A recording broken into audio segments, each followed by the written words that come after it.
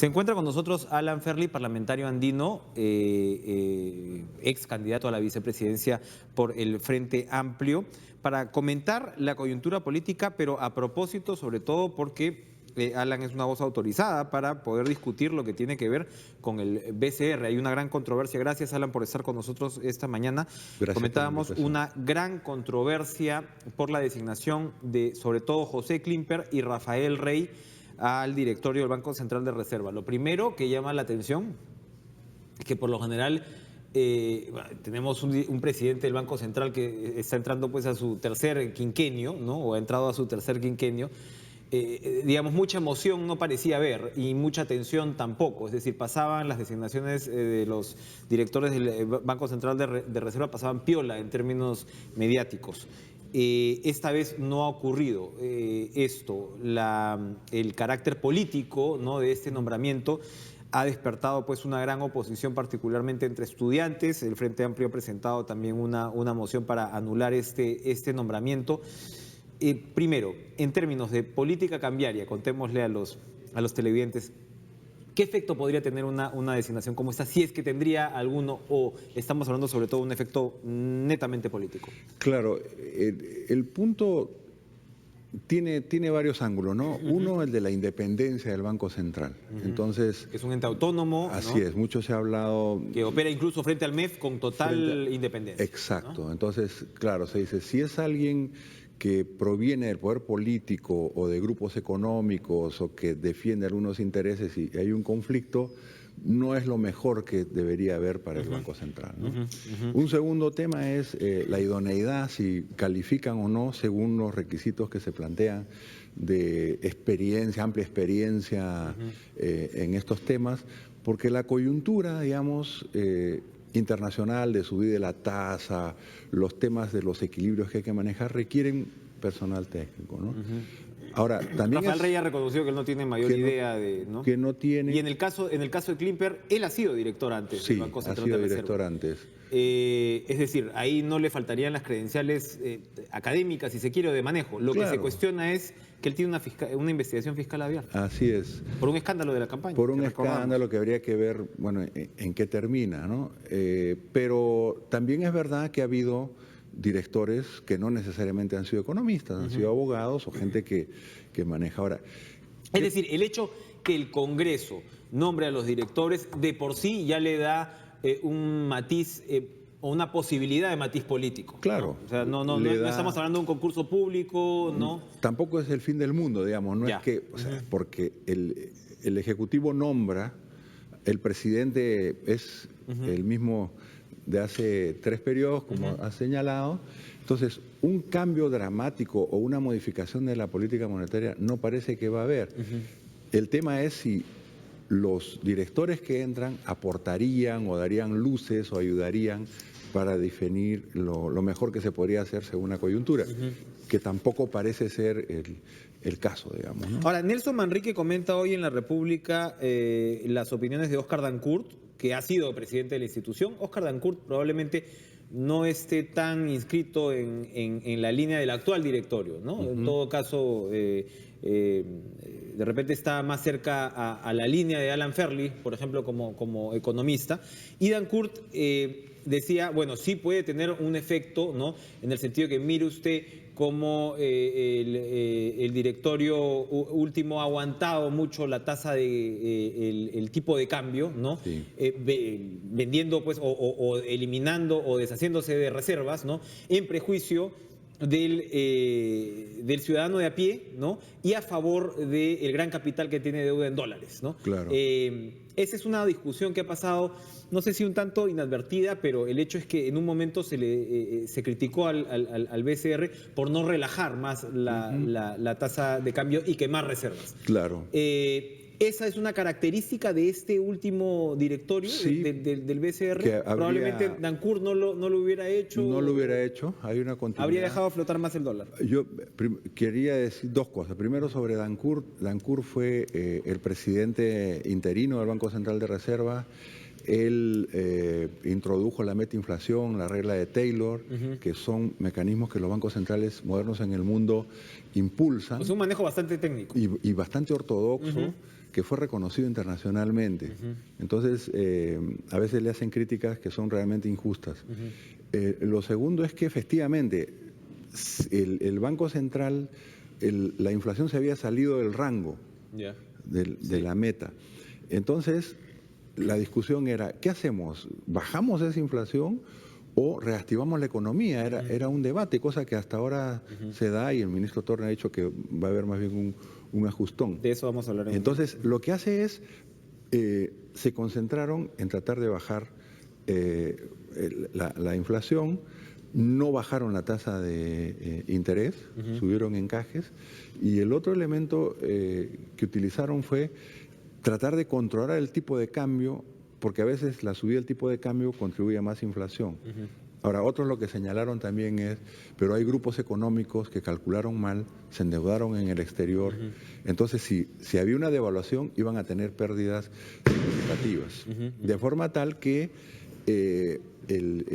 había un debate donde el tema de la independencia de los actores, de los operadores, es fundamental, ¿no? Entonces, yo coincido con Oscar Dancourt en el sentido de que hay decisiones delicadas que son parte del debate de política monetaria, pero también que son políticas, ¿no?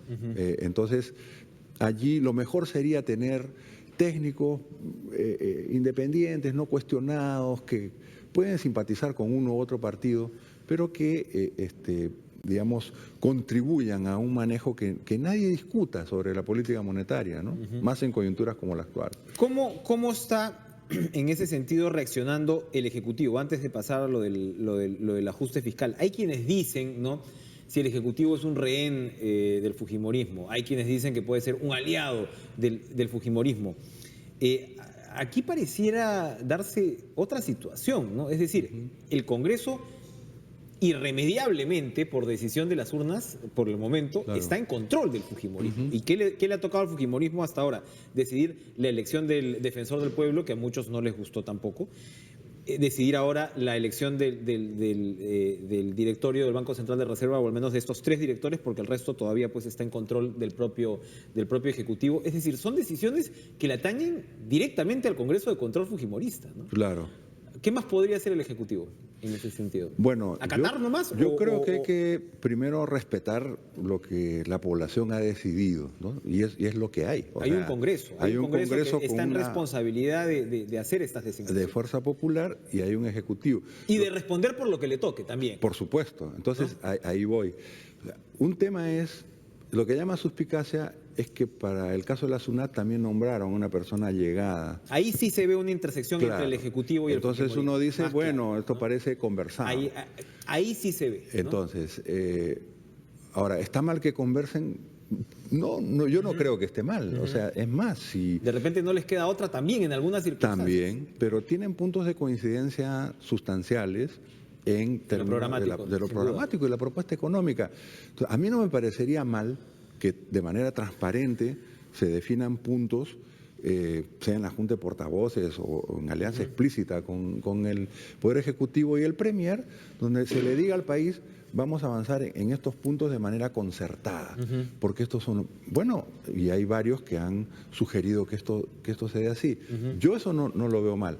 El otro tema es el manejo de la mayoría, o sea, porque es delicado. Tienes mayoría, pero también debe haber un cierto respeto a minorías.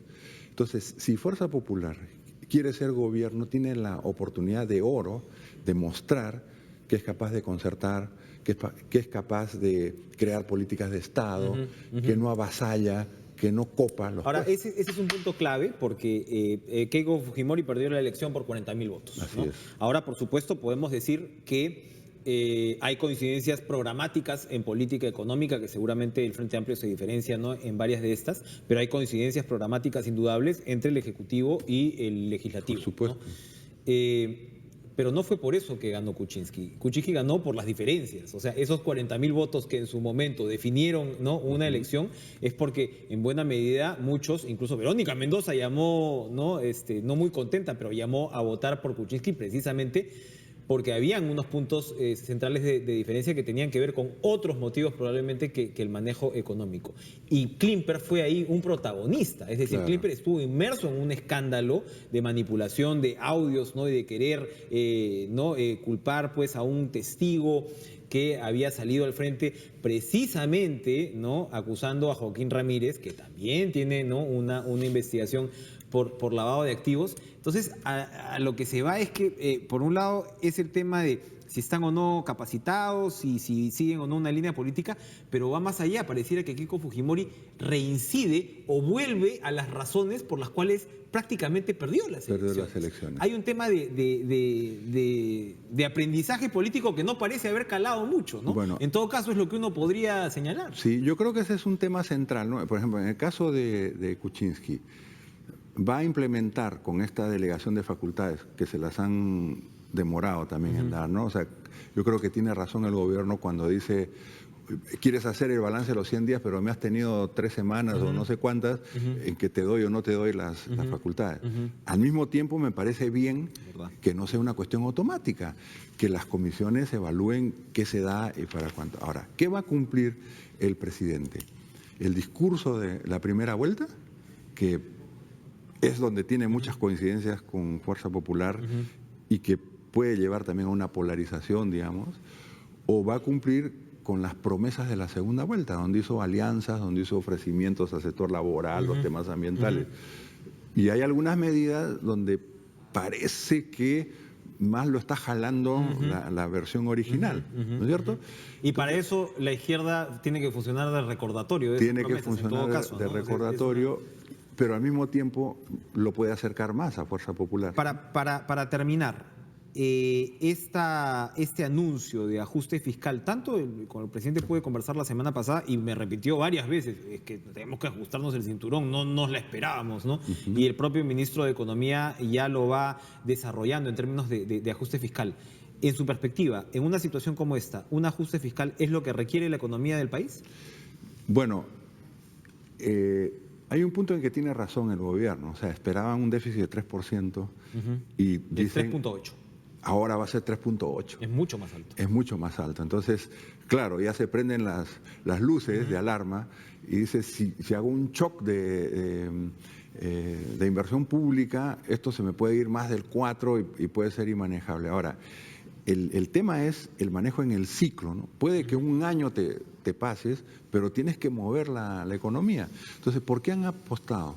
Porque el destrabar los grandes proyectos de inversión pública tenga el suficiente impacto junto con el cambio de expectativas de los agentes económicos y los empresarios, que digan, bueno, tenemos un gobierno responsable o pro inversión, entonces vamos a apostarle. El asunto es que hay que esperar. De otro lado, medidas tributarias para incentivar la inversión.